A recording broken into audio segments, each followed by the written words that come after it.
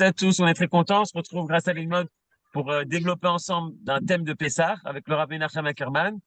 Et tu veux nous parler ce soir des 4 coupes, mais c'est pas forcément les coupes du Seder. Tu vas relier ça au Seder, bien sûr, mais tu vas nous parler des 4 coupes de Yosef et du maître et chanson. Ouais, Bechavon. d'accord. En fait, oui, c'est complètement lié. Et c'est non seulement lié, mais en fait, je fais une série, si tu veux, de 3 courses, je vous l'avais dit. C'est-à-dire le cours qu'on a fait il y a 2 semaines.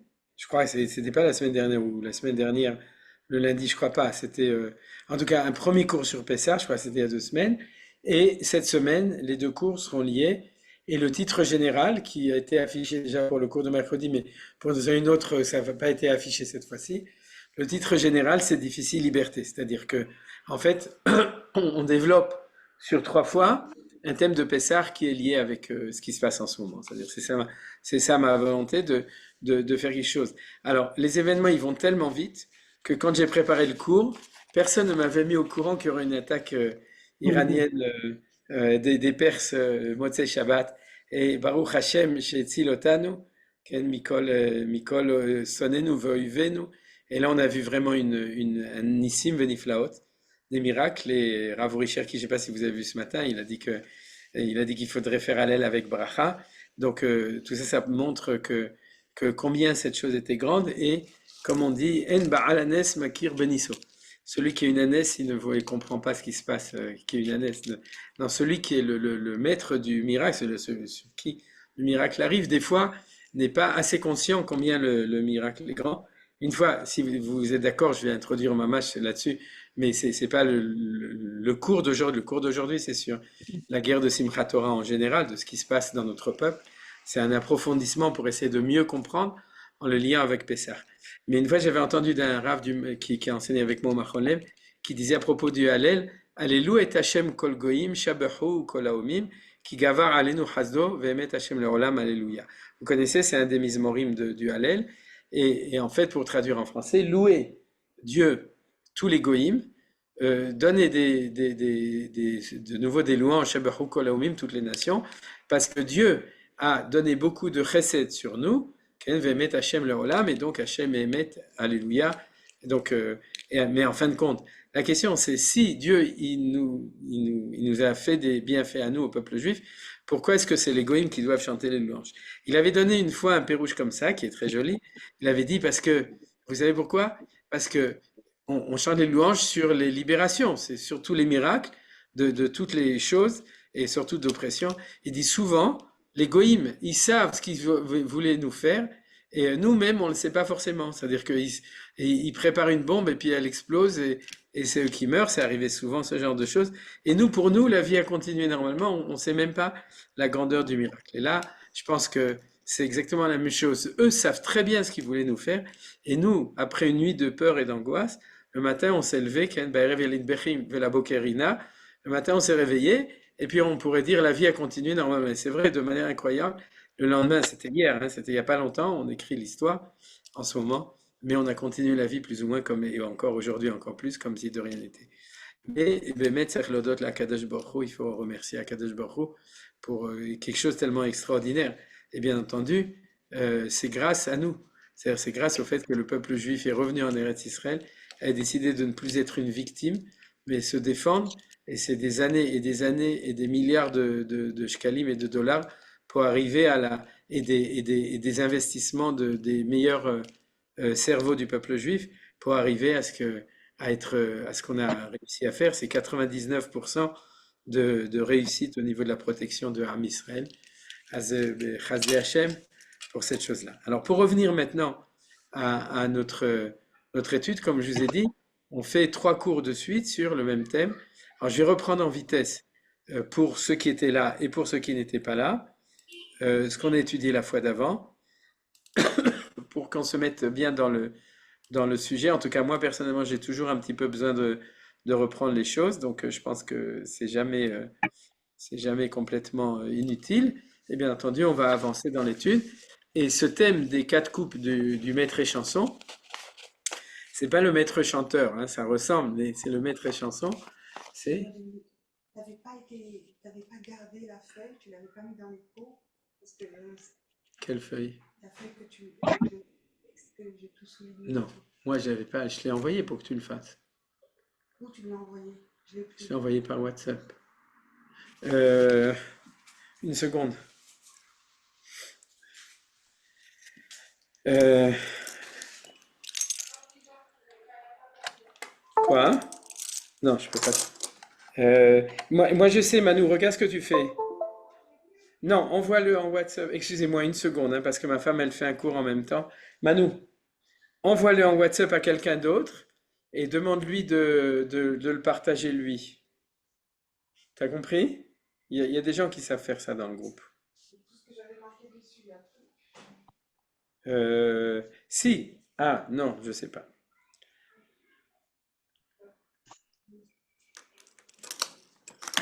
Euh, Attends, ok, je suis désolé de ça.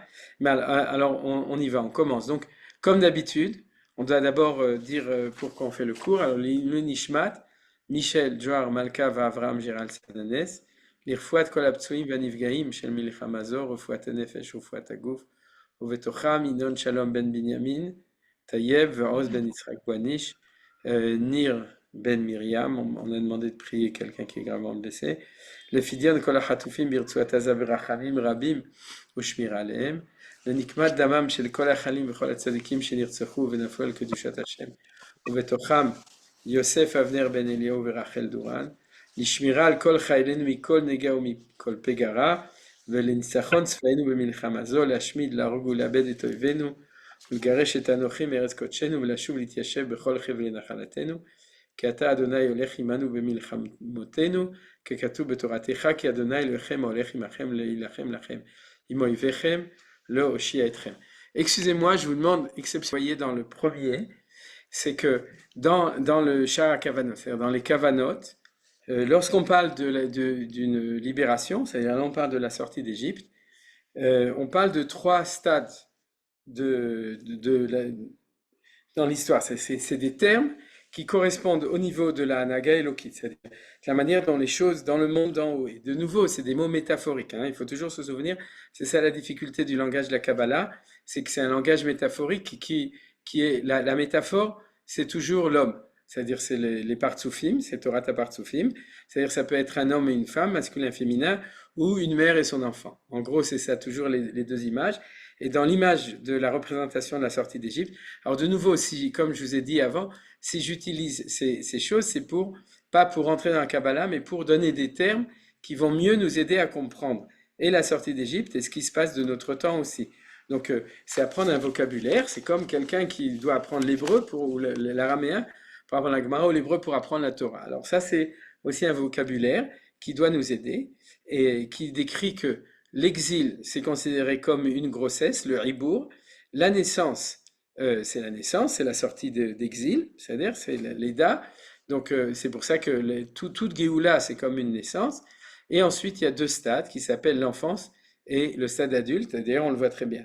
Il faut très bien comprendre chaque fois se dire que l'homme est créé à l'image de Dieu, donc les processus de la vie d'un homme correspondent au processus d'histoire et correspondent aussi au niveau dans le ciel, au niveau spirituel, à certaines situations de la Elokut, de Akadosh Baruch Hu, qui correspond en parallèle avec ce qui se passe ici, ce qu'ensuite on va pouvoir voir sur Terre au niveau des phénomènes historiques.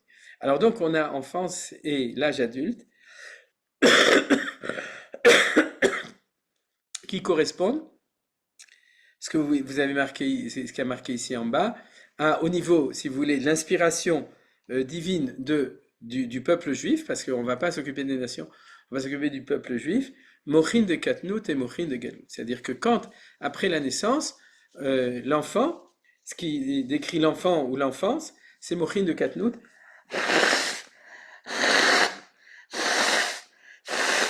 On pourrait traduire une intelligence infantile, une capacité ou une manière, un caractère infantile. Et ça correspond au nom des noms de Dieu. C'est comme si dans notre Moach, de nouveau, on parle maintenant des processus historiques, c'était dans Katnout, c'était le nom de Elohim. Alors, je l'avais un peu expliqué, et je vais encore plus l'expliquer, et qu'au contraire, Mochin de Gadlut, quand on devient adulte, alors le nom qui correspond, et là on parle complètement de la sortie d'Égypte, c'est le nom de Yud Kevavke. Et par exemple, le Ari Akadosh, il nous dit que c'est la raison pour laquelle, dans la Torah, là on revient à du Pshat Pshat, quand Moshe Rabbeinu il arrive chez Pharaon, il lui dit Dieu, Hachem, Havaya, parce que vous vous souvenez que quand Moshe Rabbeinu il est au buisson ardent, il demande à Kadosh Baruch Hu, il lui fait un interrogatoire sur ses noms, d'accord? Il lui demande le numéro de carte d'identité, quel est ton nom et qu'est-ce que je vais dire aux enfants d'Israël, ils vont pas me croire, et un autre nom, etc. Si vous vous souvenez bien, on l'a étudié souvent, ces passages, je l'ai étudié plusieurs fois avec vous, mais en tout cas, Slicha, donc ce qu'on voyait ici, c'est ces trois stades. Maintenant, en quoi ça nous concerne directement pour aujourd'hui aussi, et c'est ça qui va nous accompagner tout le temps. C'est que, en fait, l'évolution d'une Géoula, elle se passe en deux stades. Le premier stade de la Géoula, c'est une Géoula où on devient un bébé, et le deuxième stade, c'est la Géoula où on devient un adulte. Et ce thème-là, au niveau de la sortie d'Égypte, est étudié, comme vous le voyez, au niveau de la Plémiout, c'est-à-dire des livres de la Kabbalah, il est étudié de manière extrêmement profonde, parce que il soulève énormément de questions. Maintenant, le développement que je suis en train de vous donner depuis le cours d'avant, c'est que, en fin de compte, tout d'abord, chaque fois qu'on a un passage comme ça, c'est un passage énorme. C'est-à-dire, de passer de Galout à Géoula, ça on comprend très bien, et ça tout le monde le connaît. C'est-à-dire que quand on est en train d'étudier la Torah de la Géoula, on sait très bien qu'il y a un passage de l'exil à la Géoula. De un point de vue au niveau de la date fatidique pour la sortie d'Égypte, c'était le 15 Nissan, bien que vous remarquez qu'il y a le 15 Nissan. Ensuite, il y a le passage de la mer Rouge qui est 7 jours après. Ensuite, il y a la Torah. Ensuite, il y a la rentrée en Eretz Israël 40 ans après. Ensuite, il va y avoir 400 ans après la construction du temple. Donc, vous voyez bien que les choses ne se passent pas immédiatement et de manière immédiate. Mais, ceci dit, malgré le fait et malgré tout, il y a de manière très claire un passage de l'exil à la Géoula. De notre temps, on va appeler ça 1948. C'est-à-dire 1948, c'est le moment où le peuple juif est devenu souverain en tant qu'État, et donc c'était le moment de la naissance. C'est-à-dire où on est passé de Hibour à Yenika. Yenika, ça veut dire allaiter le bébé, mais ça veut dire c'est le moment de l'enfance. Maintenant, est-ce que les grands tzadikim, comme le Rav Kook, comme Manitou, etc., savaient très bien qu'il y aurait d'abord une enfance et qu'il y aurait ensuite un stade adulte et que ça leur permettait de lire l'histoire aussi, bien entendu. Donc c'est ce qu'on est en train de faire. Ce que je vous propose, c'est de considérer que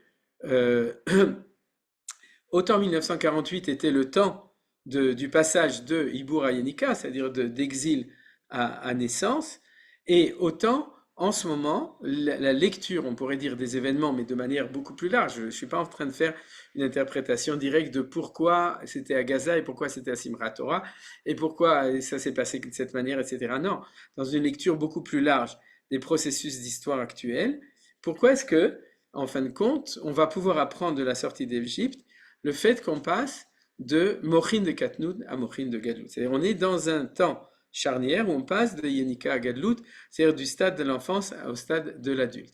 Est-ce que ça a commencé maintenant? Non, à mon avis, ça a commencé, pas seulement à mon avis, ça a commencé avec la guerre des 6 jours. C'est-à-dire que le moment, et ça fait 50 ans, plus de 50 ans, c'est-à-dire où on est dans le temps du passage entre les deux.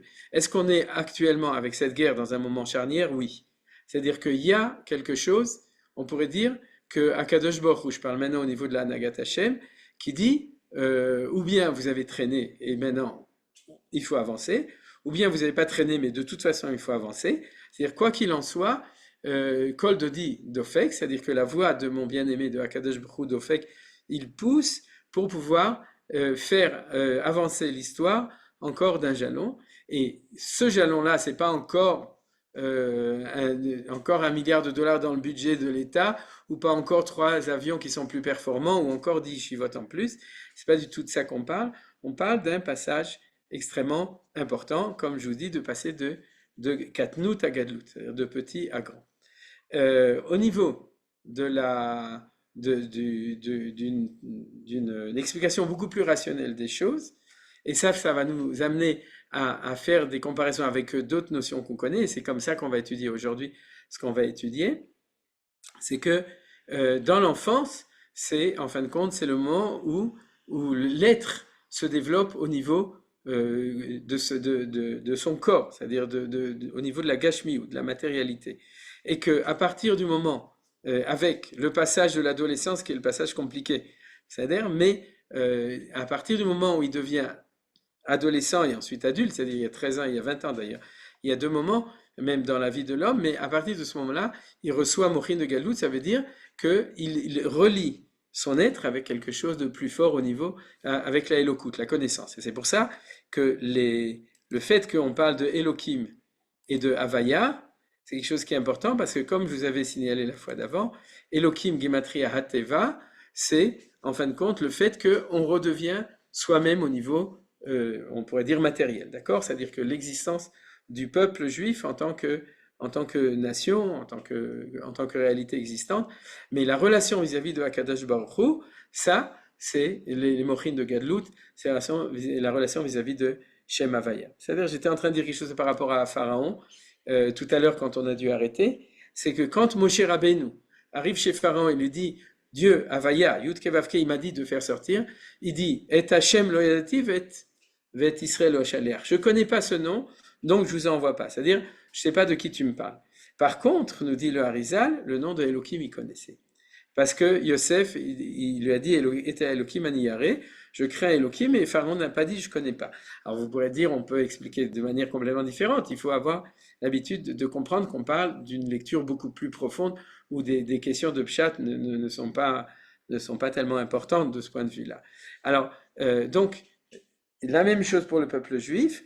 On est né en 48, disons, ou à la sortie d'Égypte, et puis petit à petit, on avance au niveau de la liberté, non pas seulement matérielle, mais la liberté spirituelle, et c'est ça qu'on voit. Alors, à la lumière de ça, on va étudier un texte qui est très intéressant, parce que c'est au niveau classique, il est connu pour beaucoup de gens, mais il y a pas mal de questions dessus, et c'est parce qu'il y a pas mal de questions dessus et parce que c'est bien relié avec ce qu'on est en train d'étudier, que j'ai décidé que cette année, c'était un bon moment pour étudier ça. Alors c'est quoi? C'est que vous avez un texte dans le Talmud Yerushalmi qui apparaît aussi dans le Midrash Rabbah, qui dit comme ça. À quoi correspondent, Yerushalmi Psachim dit ça, c'est aussi le Yerushalmi qui dit que les 4 langages de Géoula sont par rapport, non, les 4 verres de vin sont par rapport aux 4 langages de Géoula que vous connaissez dans la Parashat Vaïra. C'est-à-dire que c'est pas marqué dans le Talmud Bavli, c'est marqué dans le Talmud Yerushalmi. Le Rashbam le ramène dans le Talmud Bavli, mais il cite le fait que c'est marqué dans le Yerushalmi. Alors donc, seulement ce Yerushalmi, il amène plusieurs explications. C'est-à-dire plusieurs explications de réponse à la question pourquoi est-ce que les Chachamim ont institué les 4 coupes de vin le soir du Seder. Et celle que tout le monde connaît, c'est celle sur les 4 leshonot de Géoula, Ve'otzeti, Ve'itzalti, Ve'ga'alti, Ve'lakarti, c'est-à-dire plus le 5e Ve'veti. Donc tout ça, c'est ce que tout le monde connaît. Mais maintenant, on va lire une autre explication. À quoi correspondent les 4 coupes de Pessah? Alors, Rabbi Yehoshua ben Levi a enseigné, qui est très connu, Rabbi Yehoshua ben Levi, il dit, cela correspond aux 4 coupes de Pharaon, du rêve du maître échanson, justement, du Saramashkim. Et on va tout de suite les voir dans les psukim, c'est-à-dire qu'il y a 4 fois marqué le mot kos. C'est-à-dire lorsque le Saramashkim, maintenant je vais parler en hébreu, lorsque le Saramashkim va raconter à Joseph, à Yosef Hatzadik, il va lui raconter son rêve en lui disant « et j'ai rêvé que j'étais là », alors on va voir qu'il va dire 4 fois le mot kos. Si c'était 2, on aurait dit qu'il y a une mitzvah de manger du couscous à Pessah. Mais comme c'est pas possible, et qu'il y a 4 fois, donc, de là on apprend qu'il y a 4 coupes de vin. Alors, c'est une source aussi sérieuse que celle des 4 leshonot de Géoula. La raison pour laquelle elle est moins connue, c'est que les 4 leshonot de Géoula, c'est immédiat. Vous comprenez pourquoi tu bois 4 coupes? Parce qu'il y a 4 langages du processus de la Géoula quand on est sorti d'Égypte qui sont marqués dans Parashat Vaïra, quand Hachem annonce à Moshe qui va nous sortir d'Égypte. Le début de Parashat Vaïra, les premiers versets. Donc, là, c'est pour ça que tout le monde va interpréter, et là, il y a moins d'interprétation, je ne sais pas si vous en avez déjà entendu, mais parce que on se demande quel est le rapport entre les deux choses, et qu'est-ce qu'on va déjà pouvoir sortir de ça. Alors c'est ça que je vais vous montrer, c'est le rapport, et qu'est-ce qu'on va pouvoir sortir de cet enseignement de Rabbi Yehoshua ben Levi. Alors pour ça, on va lire donc le texte et on va poser quelques questions. Et on va bien entendu le relier avec notre cours, avec ce que je suis en train d'expliquer. Donc, Vayomru elav halom halamnu ufoter et noto. Halom halamnu, ils sont à deux parce qu'il y a le Sarah Mashkim et le Sarah Ophim, vous savez, c'est-à-dire le maître et chanson et le panetier, en bon français, hein, c'est-à-dire celui qui fait le pain, en fait le ministre du pain chez le roi Pharaon, et le ministre du vin. Le pain, le vin et le fait que si on a bu trop de vin, on est un peu bourré. Mais comme c'est le soir de Pessah, c'est le bourg saint. Et donc, Vayomer Alem Yosef, Allo le Elohim Pitronim Saprunan. Donc racontez-moi, et c'est Dieu qui va m'inspirer. Vaïsaper Sarah Mashkim et Tralomo le Yosef, Merlo Bachalomi Vene Gefen Fanei.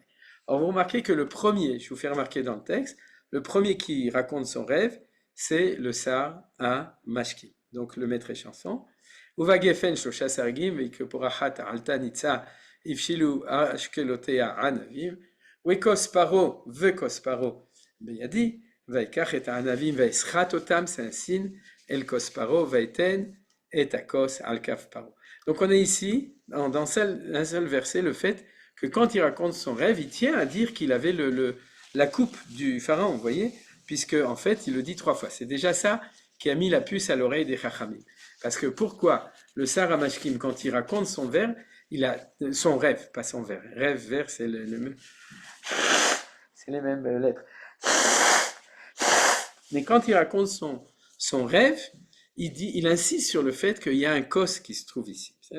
Donc c'est ça que les Chachamim ont remarqué, c'est qu'il y a 3 fois. Je ne dis pas stam, parce qu'il y a certains midrashim qui n'ont retenu que ces 3-là, parce qu'ils étaient étonnés du fait qu'ils apparaissaient dans le même verset. Vayomer lo Yosef zepitrono, shloshet asargim, shloshet yamim em. Yosef, il aime bien les interprétations avec le temps, les années, les jours et tout. Be'ot shloshet yamim isa paro et roshra, ve'shivcha al kanecha, ve'natata kos paro beyado, kamishpat arishon asher haïta mashkiu. Donc ça, c'est le 4e kos. Pourquoi est-ce que je l'ai marqué d'une autre couleur? Parce que il n'est pas dans le rêve de Pharaon. Il est dans l'interprétation de Yosef. Et pour nous, puisqu'on approfondit les choses, ça va devenir important. D'accord? De remarquer à quel moment. Par contre, dans le rêve, on en a 3. C'est-à-dire 3 essentiels. Les 3 premiers. Et ici, Yosef aussi aurait pu dire 3 fois le cause que tu as servi et dans lequel tu as versé le vin, etc. Non. Yosef n'en dit qu'un seul, et ça va être notre 4e. Donc c'est à partir de ça que nos sages nous disent que c'est pour ça que le soir du Seder, on va boire 4 coupes de vin. Ki im zechartani kasher itra kasher itav lecha v'asitana imadi chesed v'izkartani el paro v'otzitani me'abayit hazeh ki gunov gunavti meretz haivrim v'gam po lo asite meuma ki samu oti babo. Donc Yosef, en fin de compte, il est fidèle à sa chita. Quelle est la chita de Yosef? Si Dieu fait que quelqu'un rêve, c'est pas pour dire Inch'Allah, Dieu est grand et il nous a annoncé des choses. C'est pour, de manière opérative, faire avancer l'histoire. Vous avez remarqué que c'est la chita de Yosef, ce qu'on appelle Kol Asher ou Ose, Hashem Atzliach Beyado. Yosef, c'est un homme d'action, et il dit que si Dieu lui parle, ou il parle au pharaon, ou il parle au Sarah Mashkim et Sarah Mashkim, au film, c'est qu'il transmet un message et que lui, Yosef, sait comment le traduire. Donc, quand ça va être Pharaon, il va lui dire, tu vas organiser toute l'Égypte pour sauver de la famine. C'est-à-dire, mais quand ça va être chez lui, il va dire, Amalor Timlochalenu, et c'est moi qui va vous diriger. Donc, sans doute qu'il a même commencé à organiser ça, et c'est la raison qui a fait toutes les catastrophes. Et là, c'est la même chose. Yosef se dit, si le Sarah Mashkim me raconte son rêve, c'est ou pour son bien ou pour mon bien. Et il comprend que c'est pour le bien de qui? De Yosef. C'est intéressant. Vous comprenez? C'est-à-dire que pour le Sarah Mashkim, il ne fait que traduire le rêve. Lui dire, dans 3 jours, tu vas être sauvé.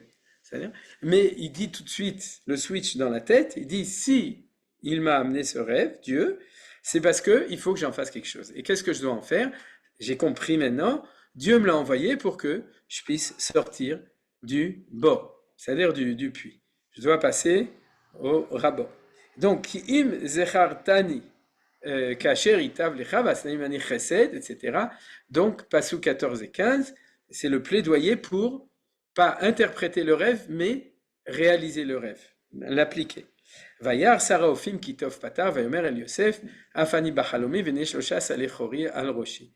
Donc il lui raconte le rêve, ou Vassal Elion, on va laisser tomber, et puisqu'il n'y a pas de kosot, il n'y a pas de verre dedans, de coupe. Vayan Yosef vayomer zi pitrono, shloshet asalim, shloshet yamimem, be'od shloshet yamim isa faro et roshcha me'alecha, vetala otcha ala ez, ve'achal ha'of et b'sarcha me'alecha. Donc vous savez que le pauvre Sar à Ophim, lui, et c'est ce qui s'est réalisé, les deux ont eu la tête, Issa et Roshra, c'est-à-dire Pharaon les réinstalle, mais l'un c'est pour le remettre dans ses fonctions, et l'autre c'est pour le pendre haut et court. Vaï, Bayom Ashlishi, Yom Uledet et Paro, Vaïas Mishte le Cholavada, Vaïsa et Rosh Saramashkim, et Rosh Sarofim. Donc les deux ont été libérés et réinstallés, la Set et Rosh, Betoch Avadav, Vayashev et Saramashkim al Mashki ou Veten Akos al Kaf Paro, Vaïtzer Ofim Talak, Asher Patar Alem Yosef.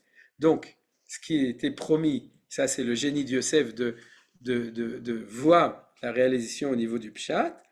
Et à ce moment-là, un drame, Velo Zachar Saramashkim et Yosef Eshkacheu. C'est-à-dire que le projet de Yosef échoue. Vous avez compris? Puisque le Sar à Ophim, le Saramashkim devait le libérer et ça ne s'est pas passé. Heureusement, Baruch Hashem, je n'ai pas imprimé les psukim d'après, mais il va falloir attendre encore un an, 2 ans, je ne me souviens plus exactement, beaucoup plus tard, ou 2 ans, Todarabah, bon, c'est normal, tu as Yosef qui connaît ça, mais en tout cas, il va falloir attendre 2 ans où Yosef va rester encore en prison, donc dans une prison, dans le puits, complètement dans les oubliettes, c'est-à-dire de son histoire, jusqu'à ce que le Sar HaMashkim daigne de se souvenir, parce que le pharaon rêvait, et qu'il lui dise, et qu'à ce moment-là, Yosef sera sorti. Et on va avoir, pour terminer l'étude, et après je vais poser les questions, nous dit Rashi sur ce verset, les jours suivants, Joseph, parce qu'il avait mis toute sa confiance dans le maître et chanson, pensant qu'il se souviendrait de lui, a dû rester en prison pendant 2 ans, Todarabah Yosef, ainsi qu'il écrit, Ashrei HaGever, Asher Yiftar Ba'Hashem, ouais, heureux l'homme qui met sa confiance dans Hachem et qui ne se tourne pas vers les arrogants, Réavim, c'est-à-dire les nuls, à savoir qui ne met pas sa confiance dans les Égyptiens qui sont appelés Ra'av, les arrogants. Donc, le verset de Teilim, tel qu'elle est imprimée par les Chachamim, nous fait un reproche sur Joseph. Or, la question classique est connue. Après ça, on va poser encore 2 questions, on va étudier le texte comme il faut. La question classique est connue, vous la connaissez. Il n'y a aucun mal à faire la Ishtadlut. C'est-à-dire qu'on serait attendu que, d'après ce Rashi, d'après les paroles de Chachamim, que Joseph aurait dû prier « Dieu sauve-moi », mais surtout, il ne fasse rien pour faire quelque chose pour sortir lui-même. D'abord, ça correspond ni à Yosef, ni à la voie juive des choses. D'accord? Il faut faire Ishtadlut, aide-toi, le ciel t'aidera. Et Yosef a fait ce qui était normal. Il a entrevu une porte de sortie, il l'a tout de suite utilisée, il a très bien compris qu'est-ce qu'il pouvait dire d'autre. D'accord? Il fait un plaidoyer tout à fait normal. Gonov, Gunavti, Mer, Ivrim, Gampolo, Asiti, Meuma. Il dit ce qui est normal. D'accord? Et pourquoi est-ce que les Chachamim, tout d'un coup, ça les dérange? Vous êtes d'accord que c'est une grande question, c'est une question classique. Il y a plein de réponses à cette question. Maintenant, j'ai posé encore 2 questions importantes. La première question, c'est quel est le rapport entre toute cette histoire et le soir du Seder? Vous êtes d'accord que c'est vraiment la grande question, Ma'a Kesher? C'est-à-dire, comme je vous ai dit, le premier midrash, Marba le Shonot Shel Geoula, très bien, mais ce midrash-là, quel est le rapport? À part le fait qu'il y a un pharaon égyptien, ça c'est vraiment la seule, si vous voulez, ressemblance, mais on ne parle pas du tout, d'ailleurs Yosef n'est même pas sorti, il n'a même pas sa libération personnelle, on peut dire oui, c'est grâce à ça, mais c'est après, mais en tout cas, quel rapport? En plus, il y a encore une autre question, il y a combien de fois marqué le mot kos? 4 fois? 5 fois. Alors, c'est pas normal, puisqu'il y a 4 coupes de vin et la Gemara a dit 4 coupes, il ne savait pas compter. Alors, le Torah Tmima pose la question, les commentateurs, ils disent, mais comment ça se fait que tu comptes... Non, la vérité, c'est pas vrai, le Torah Tmima a posé une autre question, mais en tout cas, c'est une question. Comment ça se fait on nous parle de 4 coupes de vin alors qu'on en a 5? Alors, vous dites tout de suite, mais c'est au contraire, c'est super. J'imagine que tout le monde y a pensé, puisque même quand on fait Pessah, on parle tout le temps de la 5e coupe de vin. Donc, ça prouve justement que c'est un bon texte, puisque c'est un texte où il y en a 4 qui sont 5. Arba Shem Hamisha, et du coup on est retombé sur nos pieds, ça prouve encore mieux combien c'est relié avec Pessah. Alors tout ça c'est très beau et très bien, mais maintenant il faut rentrer dans l'explication. Alors je vais vous proposer une solution qui est liée avec une autre cour. Tout d'abord, il faut introduire quelque chose d'important que nous dit le Maharal. C'est-à-dire que le soir du Seder, on a, et ça c'est des choses que j'ai enseignées souvent, et de nouveau basé sur le Maharal, on a du manger et du boire. On a une mitzvah de manger, al matzot ou morim yochlou, il faut manger le korban Pessah, quand le temple est construit, avec des matzot et du maror. Mais ça, c'est le Maharal. Et on a un mishté, c'est-à-dire on a du boire, et le boire, c'est les 4 coupes de vin qui sont une mitzvah trachamim de faire, d'accompagner le soir du Seder. Les 3 premières, c'est la mitzvah de la Torah, et le vin, c'est une mitzvah trachamim. Le Maharal, dans un texte célèbre qu'on a étudié, que j'ai enseigné peut-être pas l'année dernière, il y a 2 ans, c'est-à-dire, mais en tout cas sur les 4 coupes de vin, explique que la boisson est plus subtile que le manger. C'est-à-dire le manger, c'est vivacer lanou besorot tovot, c'est-à-dire c'est bassa, c'est quelque chose qui est beaucoup plus matériel que l'effet, c'est-à-dire ça nourrit, alors que le vin en tant que boisson, ça nourrit pas le corps, ça nourrit l'esprit. Ouais, c'est l'esprit de vin, c'est-à-dire le nefesh, ça veyain yesamach levav enosh, velechem levav enosh is'ad. C'est-à-dire le pain va rassasier l'homme et le vin va réjouir l'homme. C'est-à-dire il a une influence sur le nefesh, sur le psychique et pas sur le gouffre, sur le corps. C'est-à-dire, je vous avais déjà rappelé d'ailleurs au nom du Maharal, que dans le Kriyat Shema, on a 3 choses. Vasafta, c'est l'histoire de Saftot. Vasafta, Deganecha, Vetiroshra, Veitzarecha. Dans le tiercier, dans l'ordre, Deganecha, c'est la matière, c'est le blé. Tiroshra, c'est l'influence sur le nefesh. Veitzar, c'est la lumière. Tsohar, c'est l'huile d'olive qui est claire, c'est sur la neshama. Kener Hashem Nishmat Adam. C'est-à-dire que la terre d'Eretz Israël nous nourrit matériellement, psychiquement et spirituellement. Dans sa matière qu'elle nous donne, on a les 3 niveaux de nourriture de l'homme. Alors, le Maharal nous dit donc, c'est la raison d'ailleurs pour laquelle on allume Ner Shabbat Vener Yom Tov. C'est-à-dire que le Ner Shabbat Ner Yom Tov, c'est la madriga, le niveau de Itzahar, c'est-à-dire le niveau Nishmati.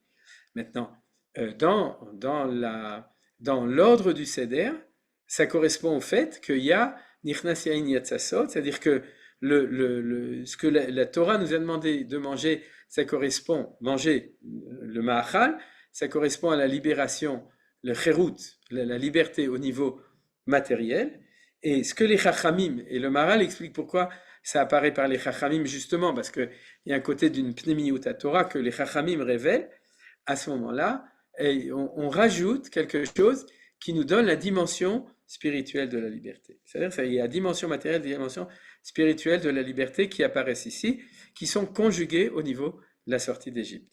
Mais ça veut dire qu'il y a en même temps Mochin de Katnoun, Mochin de Galout. C'est-à-dire qu'il y a les 2 choses au moment de la sortie d'Égypte. On a des choses qui vont être liées avec la liberté, la sortie, la naissance au niveau, et l'évolution au niveau du chomer, du matériel, et puis le vin, c'est au niveau spirituel. Alors comment est-ce qu'on va, du coup on va comprendre ça? On va très bien le comprendre, et pour ça il faut Manitou. C'est quoi? C'est que Yosef se considère comme le Mashiach, c'est-à-dire le Melech, celui qui va sauver. Mais seulement il pense que la Géoula va arriver par la matérialité. C'est pour ça que quand il rêve ses propres rêves, il rêve Veina nachnu me'almim alumim betor hasadeh, c'est-à-dire qu'on ramasse des gerbes de blé, et lorsqu'il entend le pharaon qui parle de gerbes de blé et de vaches qui font vous savez, je l'avais déjà dit, les vaches en Égypte, c'est pas le pâturage, c'est les tracteurs. C'est-à-dire, c'est ceux qui labourent. C'est-à-dire, tout ça, c'est le labourage. Il n'y a pas de pâturage. C'est-à-dire que quand il voit les vaches et quand il voit les gerbes de blé, il dit, voilà, I am the right man in the right place, je vais amener la Géoula du monde entier. L'empire qui va amener la Géoula, c'est l'empire égyptien, et c'est moi qui va inspirer tout ça, et ça passe par le blé, par la faucille, et sans le marteau, uniquement la faucille. C'est-à-dire, ça, c'est le programme messianique de Joseph. Ça, vous le connaissez par Manitou. Et Manitou nous dit toujours que les rêves messianiques d'exil sont voués à l'échec. Vous vous souvenez, ça finit toujours en catastrophe. Maintenant, il faudrait savoir comment est-ce que Dieu a prévenu Yosef que ça va être une catastrophe. Alors, je vais vous dire comment il l'a prévenu. Il l'a prévenu par le Sarah Mashkim et le Sarah Ophir. Ah, j'avais aussi une question au milieu. c'est que pourquoi est-ce que Yosef, directement après le rêve du Sarah Mashkim, il l'utilise pour son bien, alors que pour le Sarah Ophim, il n'en fait rien. Bon, c'est un peu logique. S'il va, on comprend ça au niveau rationnel, s'il va mourir, il peut rien faire. Donc c'est pas la peine de s'adresser à lui. Mais on aurait pu malgré tout imaginer qu'il demande aux deux, donne-moi votre rêve, et quand il a entendu les deux, il évalue celui qui va pouvoir l'aider, et il va lui demander. Or, c'est pas comme ça que ça se passe. Tout d'abord, le Sarah Mashkim raconte, automatiquement, il essaye de faire quelque chose avec ça. Quand le Sarah Ophim raconte, et après lui dit, qu'est-ce que toi tu as à dire? Et puis là, il n'a rien à en faire, donc il fait rien. Mais vous comprenez qu'en fin de compte, il n'a pas, Yosef, si vous voulez, n'a pas vu, c'est là que je veux insister, il n'a pas vu dans le rêve du Sarah Ophim un message de Dieu, puisque ça ne pouvait pas l'aider dans sa propre libération à lui. Vous comprenez ce que je veux dire? C'est-à-dire que Yosef n'a utilisé que 50% du message divin pour en tirer une conclusion opérative. C'est-à-dire au niveau de l'interprétation pour la personne elle-même, il explique à chacun, mais c'est comme si vous aviez deux rêves, et que d'abord vous expliquez ce qui va se passer dans l'immédiat, et ensuite, lorsque vous voulez l'utiliser, l'exploiter, vous n'utilisez que 50% du matériel. Vous êtes d'accord avec cette remarque, d'accord? C'est-à-dire qu'il y a ici une sous-exploitation du matériel du rêve qui est fait par Yosef Hatzadik à ce moment-là. Alors, maintenant, on va avancer un tout petit peu et expliquer. Qu'est-ce que lui dit Akadosh Baruch Hu et que Yosef n'a pas compris? Yosef n'a pas en fin de compte compris le message. Il a compris au premier niveau le destin de ces deux personnes, au deuxième niveau comment moi je vais pouvoir l'utiliser pour moi, mais il n'a pas compris que Akadosh Baruch Hu lui dit quelque chose de tout à fait différent. Il lui dit comme ça, Yosef, tu crois que le Mashiach va venir par le pain, et le Mashiach doit venir pas par ton pain, qui est le pain de Pharaon, mais il va venir par le vin. C'est-à-dire, c'est ça qu'il est en train de dire. Et ça, Yosef n'a pas entendu. C'est-à-dire, il n'a pas compris parce qu'il était encore dans sa conceptia, c'est-à-dire, il était dans sa manière de lire l'histoire qui a fait qu'il ne pouvait pas entendre. Et qu'est-ce qu'il lui dit? Il lui dit très simplement, le pain de l'Égypte va mourir. Et c'est pour ça que tu ne peux pas manger du chametz. C'est-à-dire que tu crois que tu vas amener la Géoula par le pain de l'Égypte, ça c'est de nouveau pour reprendre les idées de Manitou, c'est-à-dire tu crois que toi, tu vas être le vice-roi d'Égypte, et par Pharaon, et par ce pain, et sache que non, c'est voué à la mort. Il va être pendu haut et court, ce Sarah Ophim, et ton message est voué à l'échec. Fais tchouva. C'est ça qu'il lui dit. Il lui dit, par contre, sache que la véritable Géoula n'est possible que s'il y a la dimension, qui est la dimension du vin, qui est celle de la dimension spirituelle de la liberté, de la libération. Or, toi, tu ne le comprends pas, parce que tu es, Mashiach ben Yosef, c'est-à-dire que tu es tout le temps dans la dimension uniquement matérielle des choses. Si on veut, vous vous souvenez de ce que Shimon Peres il disait, c'est-à-dire avec les accords d'Oslo, le nouveau Moyen-Orient, on va amener le bienfait à tous nos voisins arabes, on va ouvrir à la frontière entre Retsouat-Aza et Ashkelon, on va ouvrir un centre de technologie, un centre industriel, etc. On va amener le bien-être et à ce moment-là, Uva Letzion Goel, il y aura la paix dans le shalom, dans le Moyen-Orient, etc. C'est une vision de Yosef Hatzadik. C'est une vision que la Géoula arrive par la matérialité. Alors après, je nuancerai les choses, parce qu'il ne faut pas oublier que, en fin de compte, on mange du pain. C'est-à-dire qu'on a une matzah, au contraire, on a une mitzvah très importante. Mais c'est du pain qui est détaché du projet Yosef, puisque le projet Yosef, c'est le pain, l'Echem Seor, le pain levé du Sarah Ophim, qui est celui de Pharaon, et Akadosh Baruch Hu lui dit, ça, c'est impossible. Par contre, ce qui est possible, ce que tu peux amener, c'est cette Géoula du vin, Rouchanit, et c'est ça que Akadosh Baruch Hu lui a dit, et qu'il n'a pas compris. Alors, maintenant, vous comprenez pourquoi, du coup, le soir du Seder, Rabbi Yoshua ben Levi a vu comment est-ce qu'à partir de ces 4 coupes de vin qu'on voit ici, à partir de ces 4 coupes de vin, on va pouvoir les amener au niveau du Seder. Parce que le soir du Seder, on va dire Kos Yeshuot Essa ou Shem Hashem Ikra, c'est-à-dire on va amener la libération qui est celle qui était cette chose-là. Alors, comme le temps avance, je vais continuer à interpréter le texte qu'on a étudié, ça va expliquer le langage de Chazal. Parce que, quel est le reproche qu'ils font à Yosef? C'est pas d'avoir essayé de se libérer grâce au Sarah Mashkim. Ça, c'était tout à fait légitime. On lui reproche de ne pas avoir bien compris ce que Dieu lui disait, pour deux raisons. Tout d'abord parce qu'il a fait un tzimtzum, il a limité le message à sa propre libération à lui. C'est-à-dire, lui, il était dans la prison et il attendait de sortir, il n'a pas compris que le message était d'une dimension qui aurait peut-être permis à Yosef de changer et d'être lui, celui qui amène la Géoula, peut-être. C'est-à-dire, Arba Dorot, il a vu ces petits enfants. Peut-être que s'il avait changé, il avait renoncé à le voir en Égypte et matériellement, mais en le voyant en retour d'Israël et avec la dimension spirituelle, si Yosef avait pu l'entendre, alors la Géoula se serait passée peut-être autrement. Et comme Dieu lui dit, il lui crie, il lui envoie des personnes qui lui racontent cette histoire. Et il fait deux choses. D'abord, il efface le Sar au film, donc il fait abstraction du message le plus important pour lui. Ce qui est le plus important pour lui, c'est qu'il aurait dû entendre que Dieu lui disait que lui, Yosef, c'est toi le Sar au film, c'est toi qui t'occupes du pain. C'est-à-dire, eh bien, il faut être comme Denis Papin.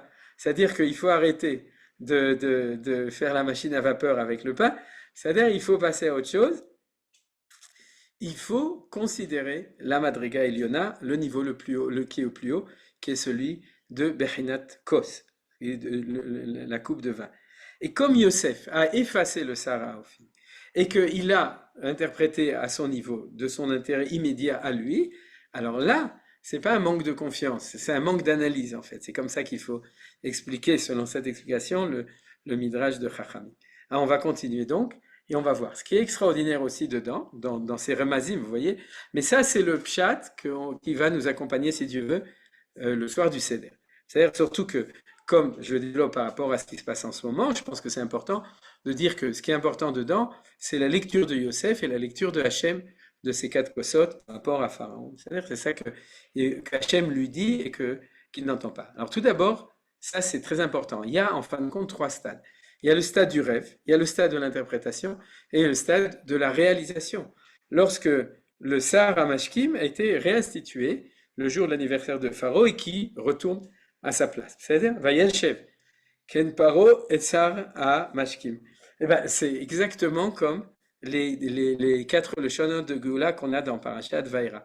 Et vous avez les trois premiers qui sont la libération matérielle. Vous avez le quatrième qui est Velakarti, qui est le don de la Torah, vous vous souvenez? La Karti, c'est la madrigal, c'est le niveau spirituel qui est la quatrième. Et ensuite, vous avez le cinquième, qui est la réalisation des choses. Lorsqu'on va Vayashov, Veshavti Shutami, quand on va revenir à la maison et que les choses vont se réaliser. Et bien, c'est exactement ce qu'il y a ici. Le premier, c'est le rêve de la personne tel qu'elle le raconte. C'est-à-dire, c'est quand les choses commence de cette manière-là. Le quatrième, c'est quand Yosef l'interprète. Interpréter, c'est le rentrer dans la dimension, maintenant, enfin, tout est relatif, dans la dimension du sens que celui qui est lié avec Hachem comprend. C'est Yosef, même si lui, il s'est trompé inconsciemment, c'est quand même, il se rend compte qu'il y a un quatrième cos, lui, il ne le sait pas. C'est-à-dire, c'est celui de Velakarti. Et le cinquième, Vayashev, c'est lorsque le Sar à Mashkim, il retourne, et c'est, vous voyez, si on reprend le texte, c'est Vayashev, Sar Mashkim va être un cos, c'est-à-dire c'est le moment où on rentre en Eretz Israël, où ces promesses de sortie et de liberté, ils se réalisent en concret sur une terre. Donc on voit que même dans le texte ici, on a toutes ces choses-là. Voilà, ça c'était l'étude que je voulais vous donner à propos de ça. Et donc la conclusion, le maître et chanson, parce qu'il faut chanter le Hallel le soir du Seder sur la Géoula. Donc le maître et chanson, ça a marché, mais il faut le dire autrement. Alors, je voudrais quand même... Quoi? Le cinquième cos. Quoi? Le cinquième cos, il est ici. Verset 21. Oui, non, là, dans il y a rêve, interprétation, réalisation. La réalisation, c'est le cinquième? Oui, parce que Ve'eveti, c'est la réalisation.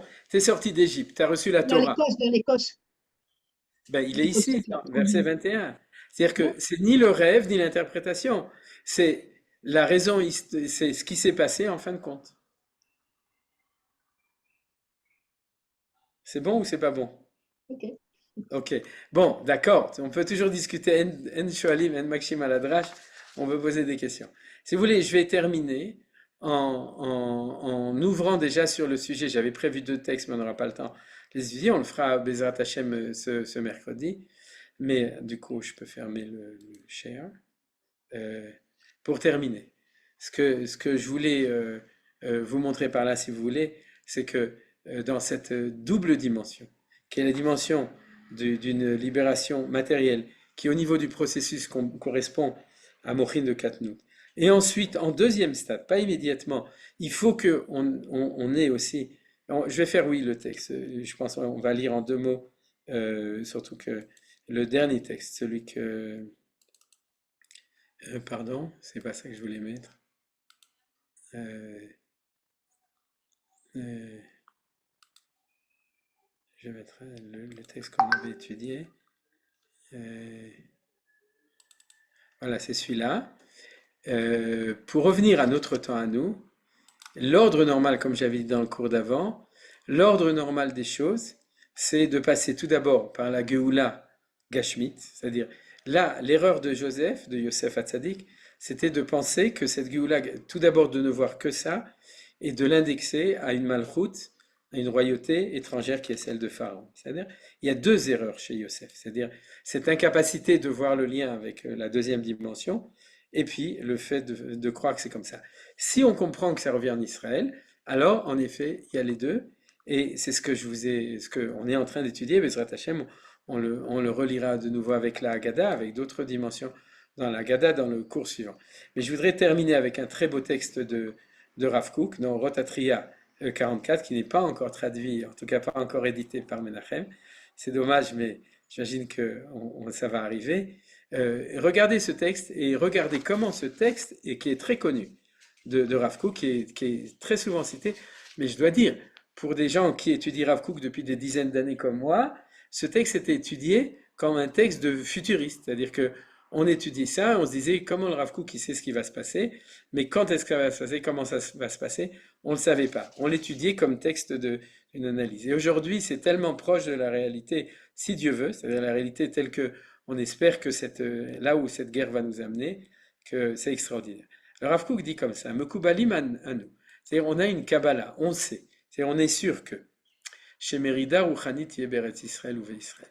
C'est-à-dire qu'à un moment, il va y avoir un changement complet dans la terre d'Israël et dans le peuple d'Israël, ouais, et ce changement, c'est de passer à un stade, un niveau de Rouchaniyut. Or, le Rav Kook nous dit qu'il parle d'un mot qui est très fort, c'est Merida. Merida, c'est une révolution. De même que le sionisme est une révolution, ouais, c'était une révolution dans l'histoire du peuple juif, de même on est en attente de cette deuxième révolution, et c'est aussi un des points importants que nous dit le Rav Kook, c'est quelque chose qui est au-delà d'un processus évolutif. Quand il y a des guerres, il y a des révolutions, parce que la guerre elle-même est une révolution. Ça, on l'avait vu dans Orot HaMilchama, que quand il y a une guerre, il y a une accélération de l'histoire, et des révolutions. On n'a pas besoin de mai 68 pour faire des révolutions. C'est pas forcément que les gens doivent descendre dans la rue. La révolution, c'est un processus historique qui est, je ne voudrais pas utiliser, mais on peut dire qui est violent, qui est beaucoup plus rapide et beaucoup plus fort qu'un processus qui pourrait ou qui devrait avancer tout doucement. C'est pour ça que quand le Rav Kook il dit ça, il sous-entend qu'il y aura un moment dramatique, on pourrait dire, où les choses évoluent. C'est-à-dire que le début de la résurrection de la nation va se réveiller. Ashalva Gashmit Shetavo. Alors lisons-le avec les yeux non pas du Rav Kook mais les yeux de l'actualité. Ashalva Gashmit Shetavo Lechelek Mauma. Lorsqu'une partie de la nation, et là j'interprète en Eretz Israël, où ils vont arriver à une paisibilité matérielle, c'est-à-dire que tout va bien au niveau matériel, en tout cas pour une partie de la nation. Et du coup, ils ont l'impression que le sionisme est arrivé à sa finalité. Il n'y a plus rien après, il y a du post-sionisme, puisque s'il a réussi au niveau du projet matériel, alors il a réussi, Tatkin et Tanshama, et ça va faire que l'idéologie va baisser. C'est-à-dire que ce qui était une grande idéologie au début, parce qu'il y avait un projet matériel, il va y avoir une katnout de mochin, c'est-à-dire une diminution due au fait que Home Sweet Home, on croit qu'on est arrivé à la fin, puisque au niveau matériel, les choses sont arrivées.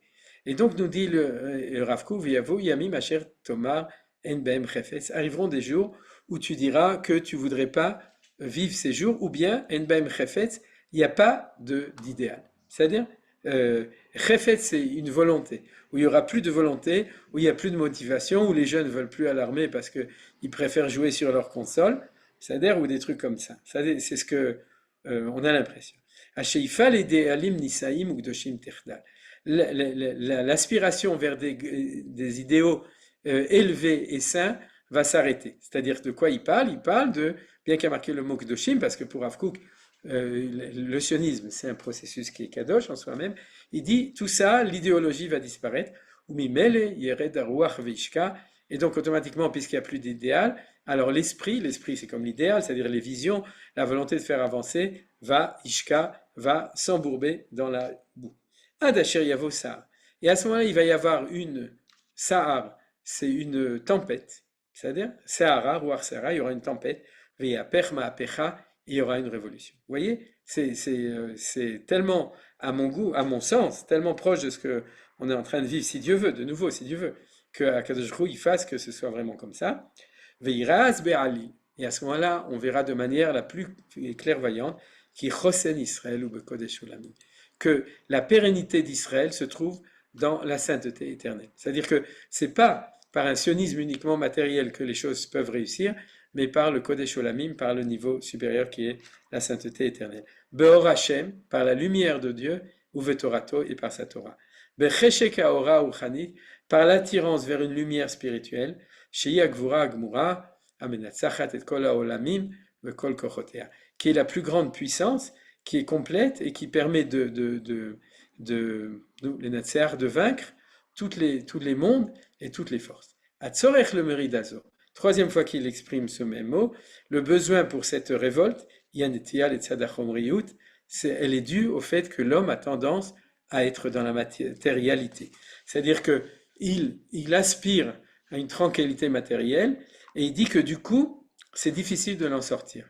Une fois qu'il a atteint ce premier niveau, traduction Mochin de Katnout, c'est-à-dire ce premier niveau de libération qui est celui de ce niveau-là, il s'embourbe dedans, il s'enfonce dedans, il s'installe dedans, parce que il y a une tendance à l'homme à être content quand il est comme ça. Et donc, nous dit le Rav Kook, il faut ce qu'on appelle en bon français un coup de pied au derrière, c'est-à-dire il faut une mérida, il faut non pas une évolution, mais une révolution pour pouvoir monter à l'étage d'au-dessus. Chez Mouchachat Leivalet Bechlalut Aouma, il dit cette révolution est obligée, c'est-à-dire il y a un impératif et une obligation, c'est-à-dire un déterminisme historique que ça, qu'elle soit enfantée. D'ailleurs, vous voyez que c'est manienne, c'est-à-dire il utilise le mot Leivalet, c'est-à-dire une naissance dans l'ensemble de la nation, Betsurat Kifa, de manière très forte, Achar Asher Avru Pirkei Shanim Rabot, après que de nombreuses années sont passées, qui étaient les années de l'installation de la chérout, de la libération matérielle. Au moment où on se rend compte, de manière générale au niveau de la nation, que on n'est plus intéressé, on pourrait dire, par le besoin de s'occuper de ce qui est matériel. C'est-à-dire qu'en fin de compte, on dépasse ce stade, on se rend compte que c'est pas ça qui amène le bonheur, il manque quelque chose, et à ce moment-là, il y a un réveil profond de ceux qui se réveillent pour dire il faut passer au stade suivant.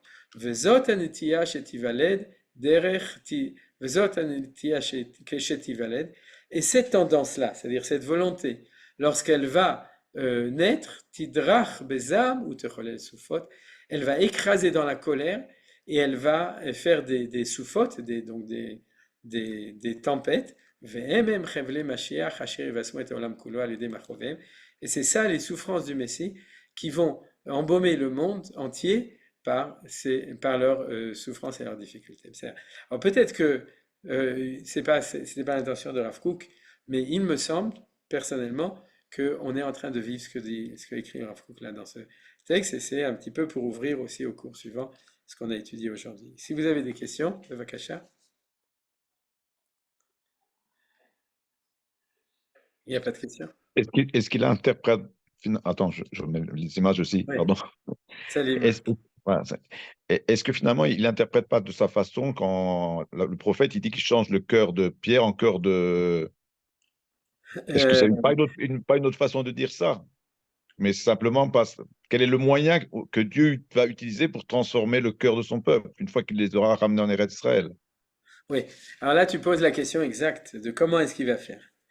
D'abord, si ça se trouve, c'est nous qui allons faire.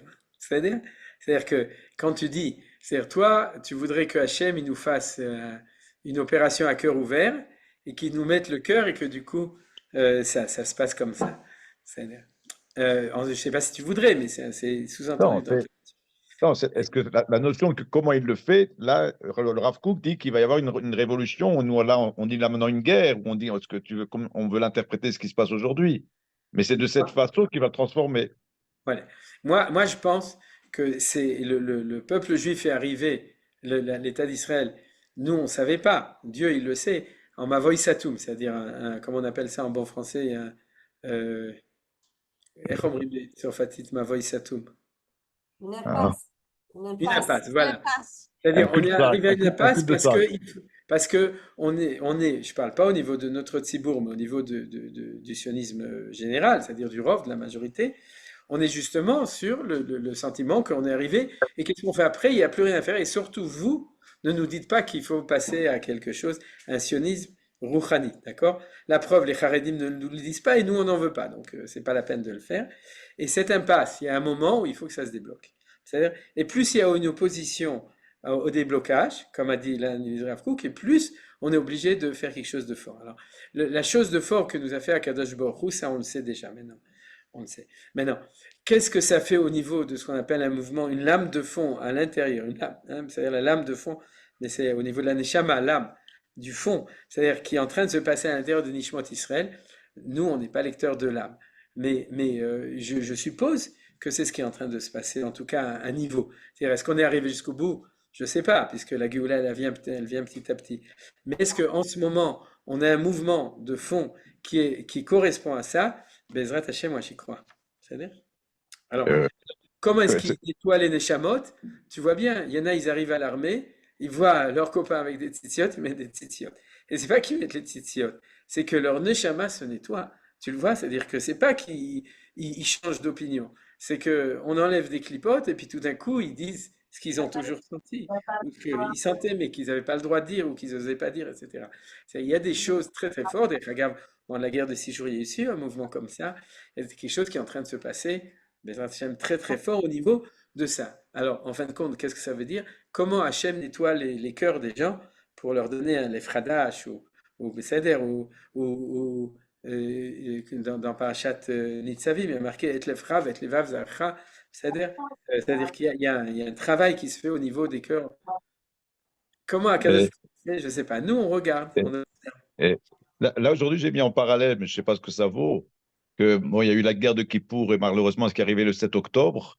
Et après, il y a eu les Scuds où il y aurait dû y avoir un réveil. Et maintenant, il n'y a pas les Scuds, il y a ce qui vient d'Iran. C'est-à-dire qu'il y a un élément négatif et après, il y a un élément positif. Est-ce que maintenant, une fois qu'il y a eu ce deuxième élément négatif, est-ce que l'élément positif, maintenant que le peuple a revécu de nouveau comme à l'époque des Scuds, est-ce que cette fois-ci, il va y avoir plus profondément une transformation au niveau du peuple? Quand il Bezrat voit le Hashem. même miracle. Bezrat Hashem, je vais parler dans le prochain cours de la dormita. C'est-à-dire que, en fin de compte, on s'est endormi à Yom Kippour et on s'est endormi aujourd'hui. Et c'est un signe qu'il y a un passage très fort. C'est-à-dire le fait de s'endormir dans une certaine conception, c'est signe qu'il y a quelque chose qui avance pas et donc il faut qu'il y ait quelque chose qui bouge. Et je vais en parler dans le cours d'après. Le fait, moi, j'ai pas pensé au Scott, j'ai pensé à Yom Kippour et ce qui s'est passé aujourd'hui. D'ailleurs, regarde au niveau des dates, etc. C'est tous les deux en Tishrei, hein. C'est-à-dire qu'il y a eu Yom Kippour, il y a eu Simchat Torah, c'est-à-dire il y a Sarakol. Il y a 14 jours entre les deux dates, et c'est incroyable que les Goïms nous attaquent à Yom Kippour quand on dort, et qu'ils nous attaquent à Simchat Torah quand on dort. Et après Simchat Torah, il n'y a plus rien, vous avez remarqué. Et Isrouchak, Bessarakol. C'est-à-dire que c'est vraiment le der des der.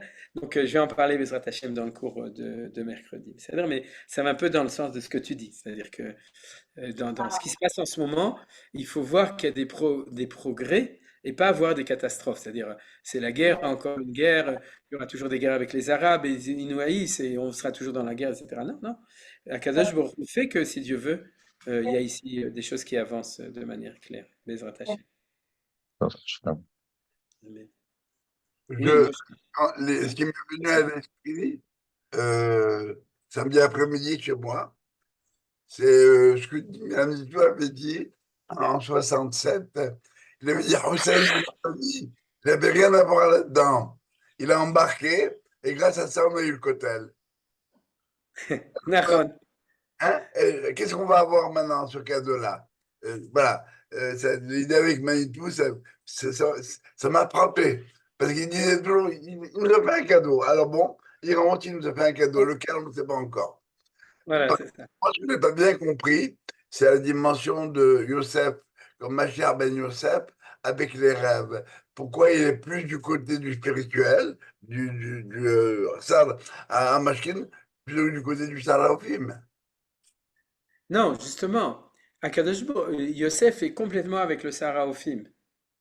Et Hachem lui dit, il lui envoie un rêve qui lui dit, tu te trompes, parce qu'il te manque la dimension de Saraophim, de Mashkim, et en plus, c'est pas chez Pharaon que ça se passe. Bon, ça, c'est pas dit dans les rêves.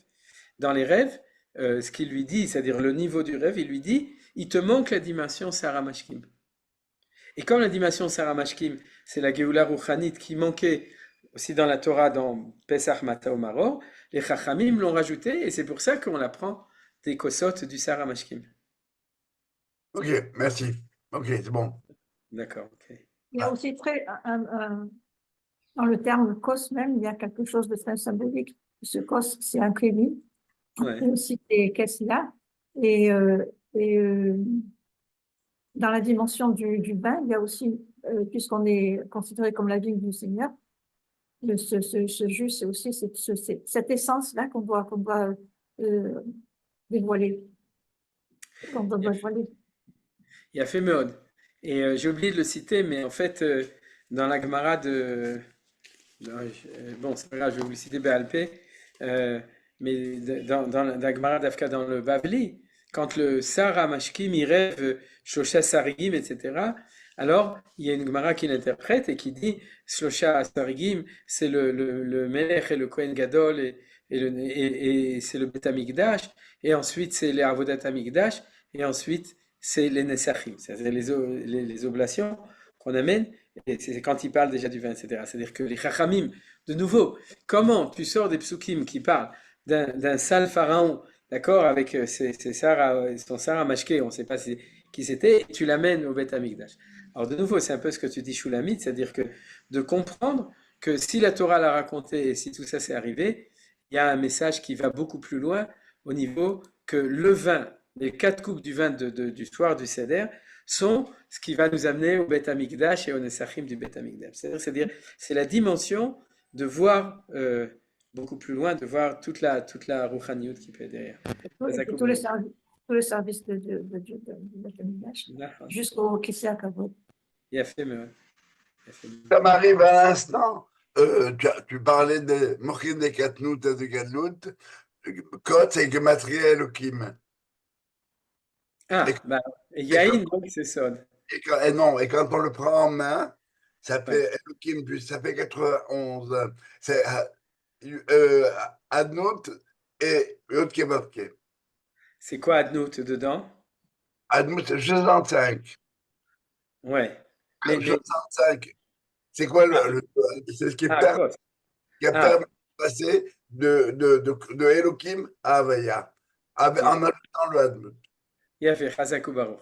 Je sais pas, ça arrive comme ça, tu en fais ce que tu veux, quoi. Oui, mais il a fait Meod, c'est pour ça qu'on tient le cause d'une manière spéciale. Oui, oui, etc. vous passez le transformer, le dire. Non, Rachamim, il a fait Meod. Bon, ça va dans le sens de Shulamit aussi. Chazakou Baruch. il fait Meod. Si on le voit bien aussi. Ouais. Donc, en fait, c'est ça que. Pour les on mourir va- Voilà, Mochin de Galout, il a fait Meod. de Elohim à. Ouais, il a fait. Tov, quelqu'un voulait rajouter quelque chose? Oui, moi, la question, c'est, je fais une question, c'est que en fait, on voit qu'on commence toujours par le matériel, enfin, enfin, on a d'abord la matzah. Alors, est-ce que c'est pas un passage obligé d'abord d'avoir cette conscience ou cette représentation matérielle, avoir un état, est-ce que c'était pas, est-ce que on doit avoir d'abord cette première étape avant, avant le réveil spirituel? Enfin, c'est dommage de ne pas faire les deux en même temps, mais. Oui, mais c'est impossible. D'accord. C'est impossible. Il C'est faut, impossible et c'est ça qu'on va voir de nouveau dans le troisième cours. On l'a vu déjà dans le premier cours. C'est que dans le premier cours, j'avais expliqué que Hachem avait mis à l'instant à minuit les mochines de Gadlout en même temps que des mochines de Katout, c'est-à-dire toute la lumière pour pouvoir casser l'exil, mais qu'après, tout ça s'est retiré et dans la Sfirat Omer, on recommence de matérialité à spiritualité. C'est-à-dire, et on peut supposer que lorsque, c'est ce que j'avais dit, en 48, lorsqu'il y a eu ça, Hachem avait mis dans la tête de ces gens qui étaient des sionistes matériels, d'accord, David Ben Gurion, etc., il leur avait mis les mochines de Gadlout, de ce qui était derrière que eux ne voyaient pas leur manière matérielle des choses pour permettre de faire les choses. Et puis ensuite, ça a disparu, ça monte. Et puis à un moment, il faut passer au stade suivant. C'est-à-dire qu'il ne faut pas s'étonner. Pourquoi j'ai dit que c'était clair pour tous ces Gdolim? C'est que tous les Gdolim, en fait, c'est quoi le monde Haredi? C'est un monde qui voudrait mettre le vin avant le pain. c'est ça. C'est-à-dire qu'il mettrait la Rouchaniout avant la Gashmiout et dire c'est les rabbins qui vont construire l'État. C'est-à-dire tout d'abord faisons de la Rouchaniout. Et il y a Hipuch HaYotzrim, il y a une inversion des choses. Et comme disait Manitou, si tu étudies la Kabbalah, tu ne peux pas ne pas être sioniste. C'est-à-dire que c'est une erreur d'interprétation qui est pas due au fait que c'est pas important. C'est dû uniquement à un problème de Seder. Le Seder, voilà. C'est ça, des de choses programme. Oui, de programme. avec ces anomalies au milieu, le fait que pour casser tout, il faut qu'apparaisse le nom de Havaya alors que personne n'est prêt encore à le recevoir, ni les Égyptiens, ni les Hébreux, etc. Et ensuite disparaît, et ensuite petit à petit va réapparaître, etc. Il y a des choses dans la science de ces choses-là, il y a des choses qui sont très importantes et très complexes. Comme aussi j'ai parlé de la dormita, c'est du passage où on rentre dans une torpeur, c'est-à-dire pour pouvoir passer au stade d'après, et c'est aussi des choses qui sont importantes. Il y a un Kemar, un Torah, il faut d'abord le Kemar, le pain de Yosef, et après le vin de... C'est ça. Voilà. Et justement, pas le pain de Yosef, le pain de Moshe. Pas le pain de Yosef. Le pain de Moshe. Et il est sans Hametz. C'est-à-dire qu'il n'y a pas de sort d'Égypte, donc c'est pas celui de Yosef. Yosef, non, mais Yosef, il s'est trompé. Quoi? Il s'est concentré sur le pain parce qu'il a engrangé le blé et tout ça. Donc, il a d'abord la structure économique d'abord, et après... En ça, il avait raison, mais il lui manquait. Il est tellement dedans, c'est comme celui qui ne pense qu'à ça. Et ensuite, il manquait la dimension de Eretz Israël. C'est Moshe qui va remonter les ossements de Yosef. Vous vous souvenez? C'est-à-dire que la Hatzmaout de Yosef, Yom Hatzmaout de Yosef, va être Metukan par Moshe Rabbeinu, nouveau référence à Manitou pour tout ça. Tov, je crois qu'on est obligé de s'arrêter parce qu'il est 20 et c'était le sujet du cours. Ok, merci. בסדר. תודה רבה על ההקשבה.